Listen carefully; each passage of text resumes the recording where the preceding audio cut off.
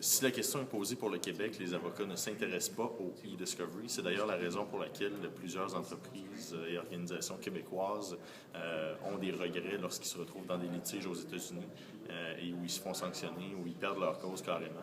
Je suis là parce que je travaille avec Dominique depuis plusieurs années. Je partage, comme lui, là, une vraie passion là, pour ce qu'on appelle le e-discovery.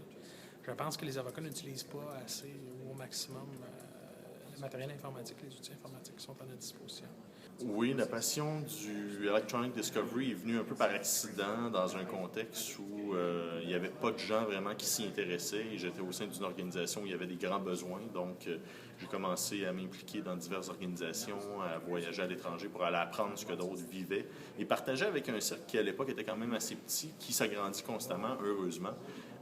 Et donc, je suis tombé en amour là, du plaideur que je suis, qui allait chercher de la documentation. Je me suis intéressé aux technologies sous-jacentes à cette documentation-là et voir comment gérer les problèmes qui se soulèvent, les problèmes juridiques, j'entends, avec l'avènement des technologies.